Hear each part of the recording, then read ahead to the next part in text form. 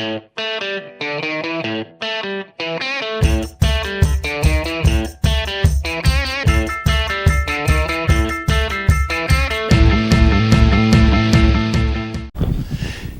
I'm Mark Clem, your host for Meet the Members of the National Ski Patrol, as I like to say, all season long. Hey, we travel, folks. I tell you every week that we're going to come to a mountain near you, but I told you we're going to stay local for a couple weeks. Well, we're kind of local. We're kind of not local. We're out in Western Maryland at the Wisp Ski Resort, at the only ski resort in the state of Maryland. But I tell you what, you'd think you're way up north if you saw the snow we got here. Ironically, this is my home mountain. I started skiing here when I was 4 years old, and I wasn't a ski patroller then, but I think I reigned terror on the ski patrol here because I followed no rules. And then when I became a ski patroller, they're looking at me going, "You're a patroller?" It's like the crook becoming a cop later in life. Forget that. Forget about me. Again, we're here to meet members of the National Ski Patrol and get to know the folks that are the true heroes of the mountain. And today we've run into Jeff Simcoe. He's been a patroller here at Wisp since 2005. And Jeff, interesting path you took to get here. Grew up out near Harrisburg, Pennsylvania. Came down here as a whitewater guy and figured out that the frozen stuff's pretty fun too. That's true. Yeah, thanks, Mark. Appreciate you being here at Wisp in the Deep Creek Lake area. We got a lot of adventure sports stuff going around here, skiing and snowboarding, and telemark skiing is just part of it. You're right, I grew up around the Harrisburg area. Ended up going to college at West Virginia University in Morgantown, West Virginia, which is just about 45 minutes from here. And my wife and I decided to relocate here just because we have a lot of adventure sports opportunities in the area, and a lot of state parks and state forests, and we just like to be outside. Now, Jeff, you got into ski patrolling back in 2005, and over the 13 years or whatever, you've been a volunteer patroller, you've been a paid patroller. But most patrols we go to, whether you're getting a paycheck or you're getting a handshake, it seems to be a ton of fun, and we do the same work, and it's really no difference. Some guys are getting a paycheck at the end. And talk about the gratification you've had since you started patrolling, kind of get out of the whitewater in the winter and put your skills on snow. Yeah, so the skiing and snowboarding certainly around here we have all kinds of different weather conditions, and obviously the gratification is when you're helping people out and that kind of thing. I always tell people you can tell a paid patroller versus a volunteer because they smell like spent snowmobile fuel and they're normally carrying a shovel. But you're right, we all do the same work. We're out here to help people, and we see some stuff and some hard situations, but it's always good when someone says thank you very much for helping me or helping my child on the snow, and that's why we keep coming back and do this. It's one big happy family. Pretty much any patrol you go to, everyone's going to say, "Oh, it's my extended family. I would never met these people, such a diverse group of people," and that's why we keep coming back and doing it. Snow sports is so popular, and we just want to be out here making sure people are having a good time and that it's safe out here for people. So Jeff, how did you go from standing in the ticket line to going to an OEC class and an OET refresher every year? You're not buying a ticket, but you're definitely paying the dues to help folks out here on the mountain. Well, actually, it was a buddy of mine. We were neighbors, whitewater friends and friends from mountain biking, and both skiers. He spent some time out in Crested Butte. I spent a lot of years skiing and snowboarding around, and at a certain time it was like, oh, well, we were only going a few times a year, mainly around the coast, and we were about an hour away from the ski area, so we decided to join the ski patrol together. And so that's sort of, and it was really a natural transition from whitewater because we need to have all the same, as far as being member of a whitewater outfitter, first aid and those kinds of things. We've seen these sort of things, so it was sort of as far as the first aid side, so it was a natural transition to join the ski patrol, and we're glad we did because we're skiing all the time, a lot of days a year, and that just keeps us coming back. So Well, hey, you brought up an interesting point, Jeff, about the mountain biking and kind of how like the evolution of the mountain bike patrol is kind of being incorporated back in the National Ski Patrol office. One of the folks that are really pushing hard on that in terms of the converting the OEC, adapting that into mountain biking from ski patrolling, Melanie Hood out at the National Ski Patrol office, and she's doing a fine job up there in Winter Park, Colorado, and it's good to hear that it's coming east, the mountain bike patrollers. And how much benefit do you take from your ski patrol knowledge off the mountain when you go into your summer events, when you go out on the whitewater and when you're mountain biking? Because you may not have the catastrophic injuries out there, but you're having the cuts and the scrapes and the broken bones and things like that.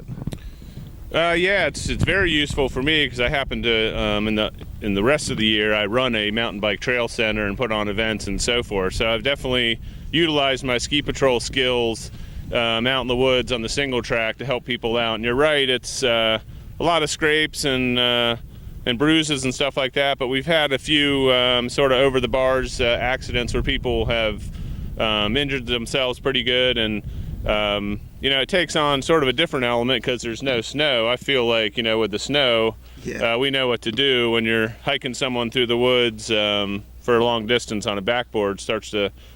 You start to develop some additional skills as well. So it's really, helped me in just sort of my year-round profession as in the adventure sports, and just the confidence and being able to, ask people, bystanders, for help and stuff like that. And so, yeah, for me, it's sort of a year-round endeavor to make sure that we're offering a safe environment and helping people when needed and those sorts of things. Now, folks, again, you've been watching the show for a couple years now, and we've encouraged, if you have that passion, the skiing passion, to come on out and get involved with your local National Ski Patrol or your local mountain. But again, we said it a couple weeks ago, hey, you don't have to be a skier and get involved. Mountain biking, that's growing more and more and more, and the National Ski Patrol is getting more and more involved with that, with more intense training and things like that. So, hey, come on out. Whatever your passion is, whether it's on the bike or on the snow, come on out and join us and have a whole bunch of fun like Jeff does. Now, Jeff gets to do this kind of fun stuff in the spring, summer, and fall and winter. Most of us just get to do it like in the winter, but hey, there's something out there for everyone. And Jeff, I know the answer to this question, that you're definitely glad that you jumped over here and got involved in the ski patrol. But is this something? Like we always say, if you're not one of us, you'll never understand us. And just talk about what that means and how it might have changed your life and changed your way of thinking on the risks you take in regular life. Yeah, you definitely look at things through a different lens when you see the type of stuff we've seen, and what just looks like something that's not very important to us. We're gonna if we see a pad or something that's turned around the wrong way, or an icy spot here or there, we're going to look at that in a different light, because if we fix it before someone else stumbles upon it, then really that means we're going to be skiing more and sort of working the first aid less. I mean, the idea is with risk management and to be proactive about that, and that means we're going to be having more fun throughout the day than having to deal with serious situations and stuff like that. So. Now, Jeff, I know you have a whole bunch of fun here, and by the looks of the mountain here, and the ski patrol director Steve Cape told me that it's a winter wonderland here. We've been in a winter wonderland for the last 5 or 6 weeks because it has been cold. I'd like to tell you folks, this is the warmest day of my year, and it's 22 degrees. We've been in some cold places, but it's going to be a big crowd here because the temperatures are getting warmer and the snow is great. And Jeff, when we get done here, where are you going? Where are the secret places that the ski patrol comes here? I mean, I know where I used to go when I skied here a lot, but it's grown up a lot since I've been here. Well, Mark, I can show you, but I can't reveal the secrets to everyone, so we'll just have to take you to some of my secret stashes out there. That's right. We don't want everyone to know where the ski patrol goes to have fun, but I tell you what, if you come up here and spend some time at Wisp Ski Resort, just kind of follow one of those red jackets, and they won't know you're following you, and you'll be in there before they can tell you to get out.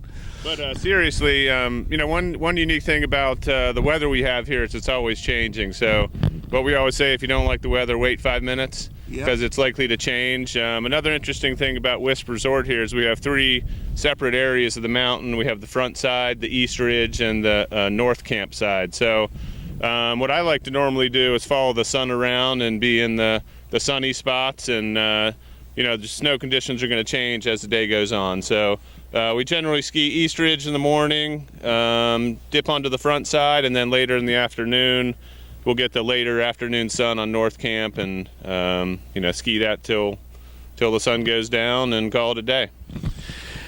Hey Jeff, let's jump back in time a little bit. Let's jump back to 2003, 2004, when you're kind of thinking, yeah, ski patrol might be fun, and the path you took to become a member of the National Ski Patrol here at Wisp.